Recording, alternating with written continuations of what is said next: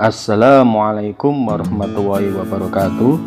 Sebelum menonton video saya, mohon untuk berkenan mensubscribe channel saya.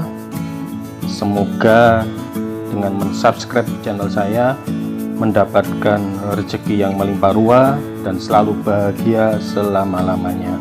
Amin. Saudara sekalian, jenis paragraf itu dapat juga dilihat dari teknik pemaparan pengembangan paragraf dalam suatu karangan.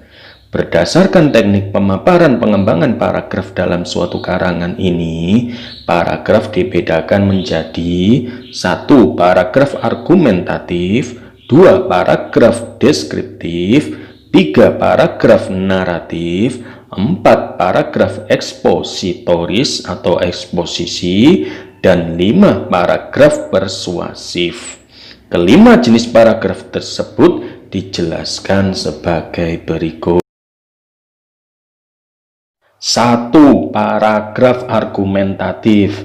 Paragraf argumentatif berusaha untuk mempengaruhi sikap dan pendapat orang lain agar mereka itu percaya dan akhirnya bertindak sesuai dengan apa yang diinginkan oleh penulis atau pembicara.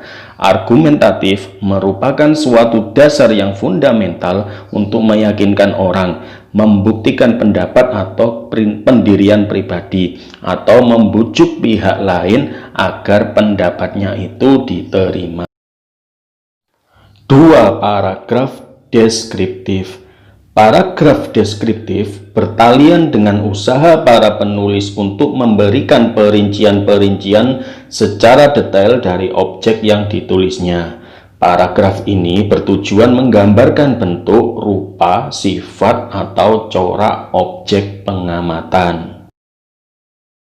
3. Paragraf naratif. Paragraf naratif berusaha mengisahkan suatu kejadian atau peristiwa sehingga pembaca dapat mengikuti peristiwa yang diceritakan secara kronologis. Unsur yang paling penting pada sebuah paragraf naratif adalah unsur peristiwa atau tindakan. 4. Paragraf ekspositoris. Paragraf ekspositoris berusaha menerangkan atau menguraikan suatu pokok pikiran yang dapat memperluas pandangan dan pengetahuan seseorang yang membaca uraian tersebut. Paragraf ini bertujuan memberikan informasi, penjelasan, keterangan, ataupun pemahaman tentang sesuatu objek atau hal. 5. Paragraf persuasif. Paragraf persuasif berusaha meyakinkan seseorang agar melakukan sesuatu yang dikehendaki pembicara pada waktu sekarang atau pada waktu yang akan datang. Sifat dari paragraf ini membujuk, merayu, menghimbau, dan mengajak pembaca agar tergiur, tertarik, dan menuruti apa yang menjadi kemauan penulis.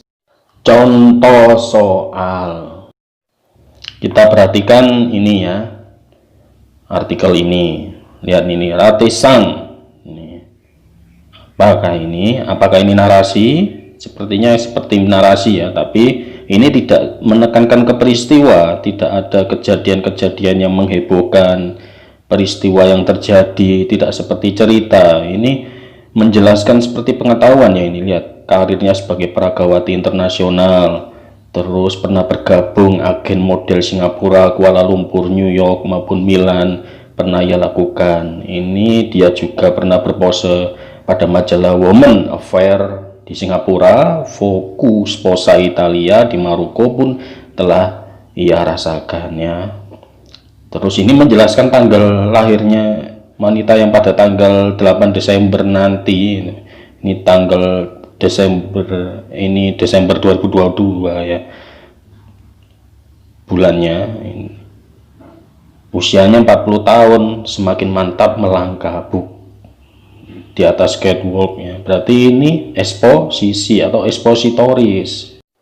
Apakah deskripsi? Nah, kalau deskripsi ini kan menjelaskan Ratisang itu sosok fisiknya itu bagaimana biasanya ya kan, yaitu rambutnya itu bentuknya bagaimana, tinggi badannya berapa, terus bentuk kaki, bentuk fisiknya, itu lebih kepada fisik ratisang itu secara indrawi ya, secara penglihatan, secara panca indera itu bagaimana, itu deskripsi. Jadi ini eksposisi,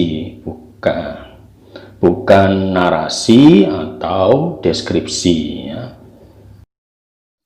Perhatikan lagi artikel berikut ini. Praktik menulis, manfaatnya bagi kehidupan. Sekilas mirip argumentasi, tapi kalau argumentasi itu ada data-data angka, persentase, hasil penelitian dari berita-berita, dari sumber berita, kemudian disimpulkan sendiri.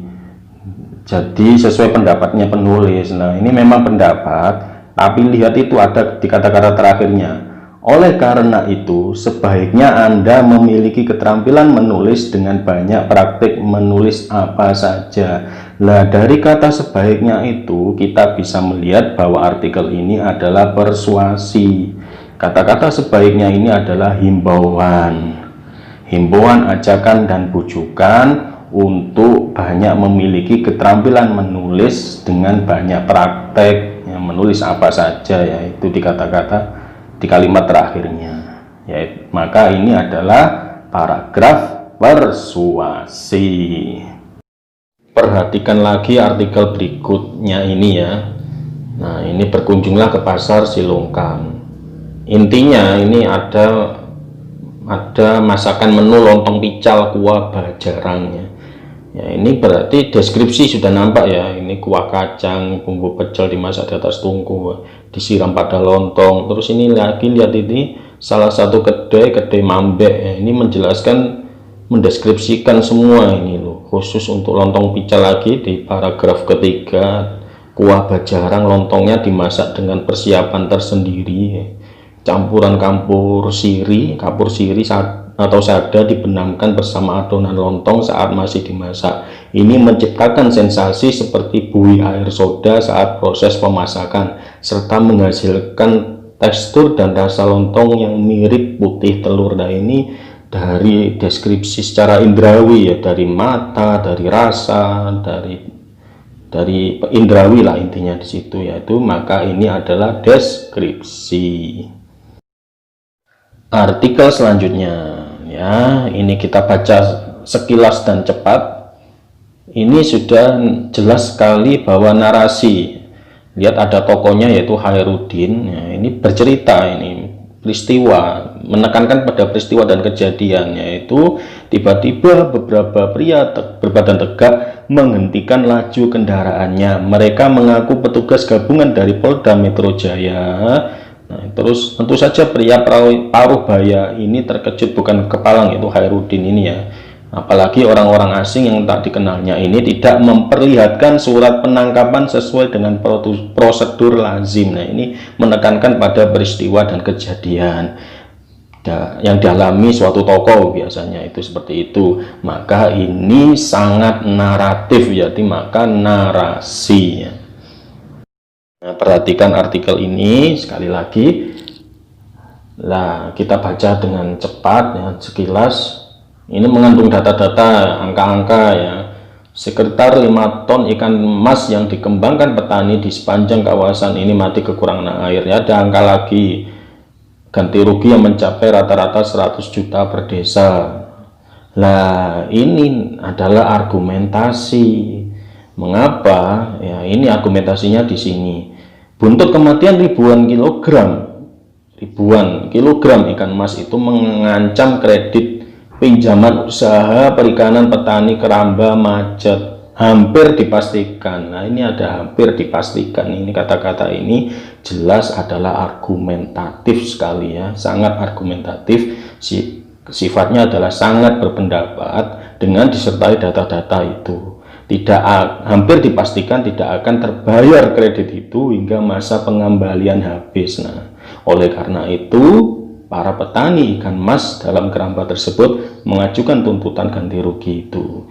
Ada kata hampir dipastikan inilah yang bisa kita simpulkan bahwa ini adalah argumentasi. Demikian video dari saya.